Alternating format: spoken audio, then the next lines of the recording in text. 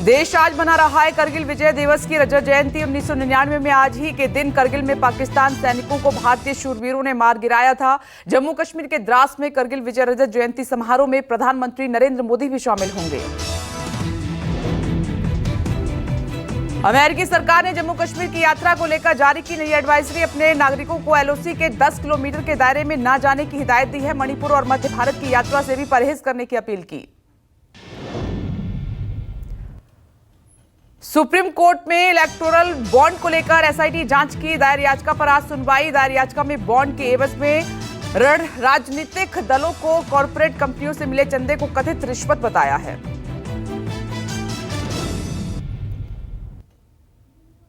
Supreme court में mafia Mukhtar Ansari के बेटे अब्बास अंसारी की जमानत याचिका पर आज सुनवाई है। अब्बास अंसारी अवैध हथियार रखने के मामले में यूपी के कासगंज जेल में बंद है। यूपी के राजधानी कोर्ट में आज दिल्ली सीएम अरविंद केजरीवाल की पेशी है। शराब नीति मामले में गिरफ्तार अरविंद केजरीवाल की न्यायिक हिरासत आज खत्म हो रही है। पिछली सुनवाई में कोर्ट ने सीबीआई केस में उनकी हिरासत अवधि 25 जुलाई तक बढ़ाई थी। दिल्ली के 3 दिनों के दौरे पर आज पहुंच रही पश्चिम बंगाल सीएम ममता बनर्जी करेंगी प्रधानमंत्री नरेंद्र मोदी से मुलाकात। केंद्रीय योजनाओं के लंबित फंड सहित कई अहम मुद्दों पर होगी चर्चा। 27 जुलाई को नीति आयोग की बैठक में करेंगी शिरकत।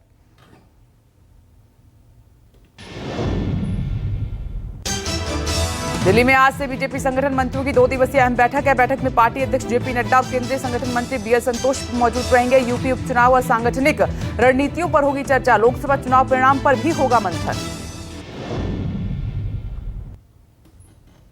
महाराष्ट्र में वंचित बहुजन आघाड़ी आज राज्य भर में निकालेगी आरक्षण बचाओ यात्रा। पार्टी प्रमुख प्रकाश अंबेडकर मुंबई के चैत्य भूमि से करेंगे यात्रा की शुरुआत। 4 दिवसीय यात्रा मुंबई से शुरू होकर पुणे, कोल्हापुर, सोलापुर होते हुए उस्मानाबाद में समाप्त होगी। अग्निवीरों को बीएसपी और सीएसएफ में मिलेगा 10% आरक्षण। गृह मंत्रालय ने लिया है फैसला। पहले बैच वालों को आयु सीमा में भी 5 साल की मिलेगी छूट। बाद वाले बैच को 3 साल की हिदायत दी जाएगी रियायत। बुधवार गुरुवार की दरमियान रात शनि चंद्र ग्रहण देखा गया और शनि चंद्र ग्रहण को लूनर ऑफ सैटर्न का नाम दिया गया है। कोलकाता सहित भारत के कुछ शहरों में यह ग्रहण देखा गया। केंद्रीय बजट पर बुधवार को चर्चा के दौरान लोकसभा में जबरदस्त हंगामा हुआ। कार्यवाही शुरू होते ही विपक्षी सांसदों ने नारेबाजी की। सरकार पर बजट में 2 राज्यों को छोड़ बाकी राज्यों से भेदभाव का आरोप लगाया। बजट पर चर्चा के दौरान निर्मला सीतारमण के बोलते ही राज्यसभा से विपक्ष ने वॉकआउट कर दिया। खड़गे ने कहा कि इस असंतुलित बजट से विकास नहीं होगा। बजट सिर्फ सहयोगियों को संतुष्ट करने के लिए है और ये बजट नहीं अन्याय है।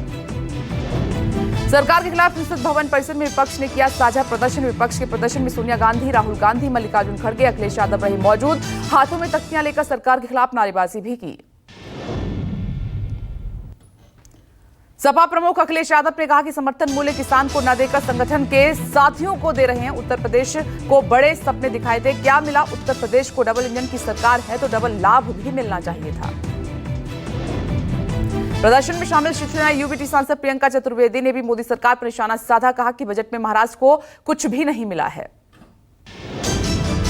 केंद्रीय बजट पर संसदीय कार्य मंत्री किरण रिजिजू ने कहा कि बजट बहुत शानदार है और सभी ने इसका स्वागत किया। विपक्ष ये कहकर गुमराह करने की कोशिश कर रहा है कि ये सिर्फ 2 राज्यों का बजट है।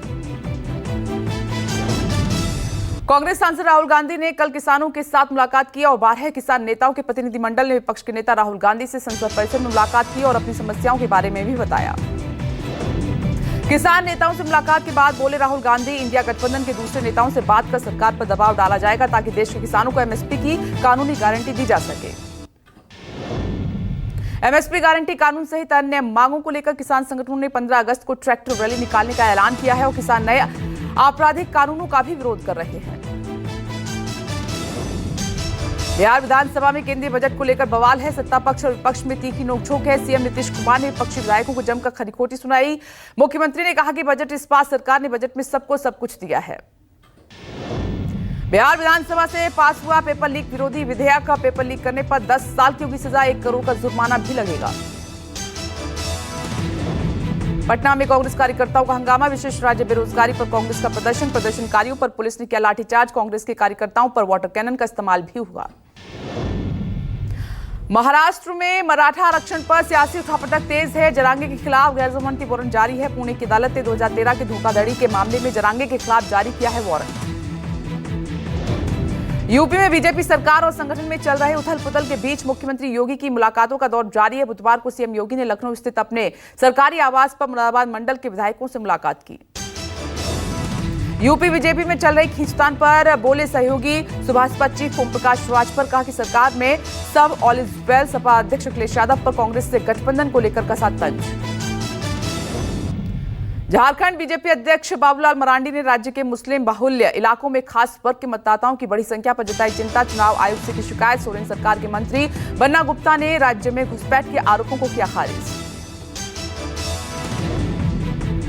आंध्र प्रदेश के पूर्व सीएम और वाईएसआरसीपी प्रमुख जगन मोहन रेड्डी ने बुधवार दिल्ली के जंतर मंतर पर प्रदर्शन किया। राज्य में खराब कानून व्यवस्था और टीडीपी सरकार की कथित एक तरफा कार्रवाई के विरोध में यह धरना दिया गया। समर्थन में सपा अध्यक्ष अखिलेश यादव भी पहुंचे।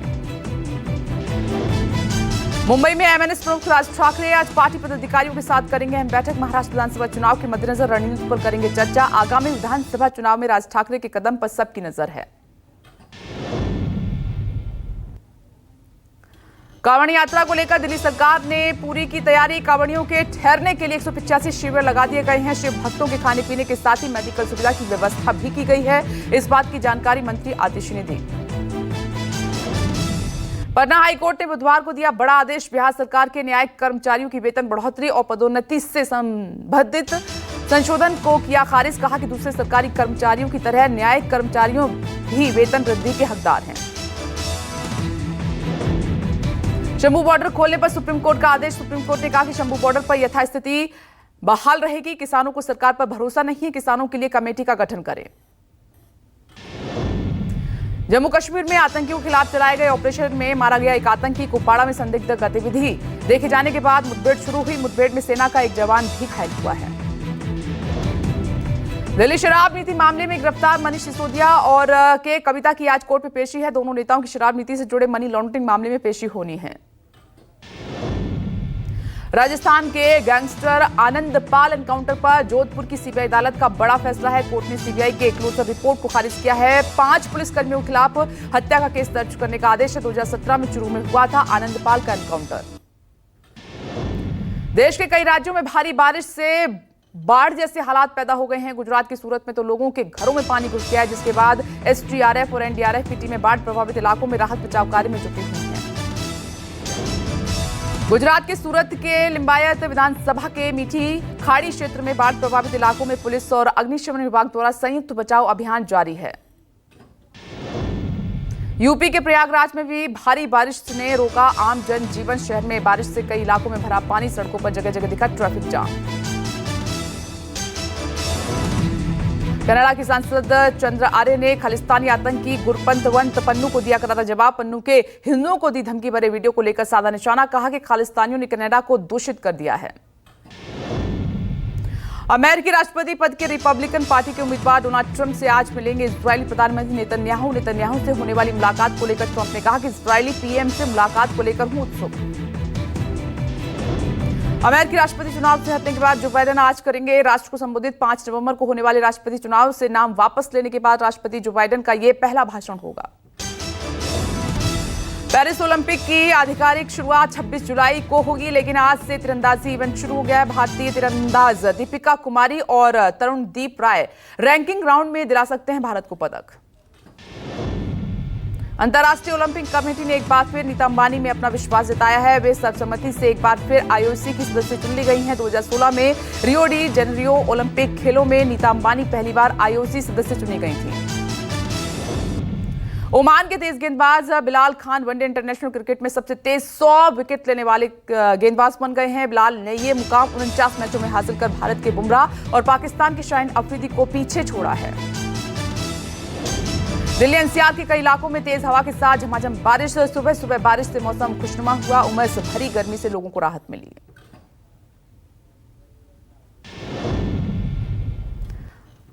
बारिश की वजह से कई जगहों पर सड़कों पर जलभराव भी देखा गया। जगह जगह जाम के चलते रफ्तार पर भी ब्रेक लगाया। बारिश के चलते स्कूल और दफ्तर जाने वाले लोगों को मुसीबत हुई है।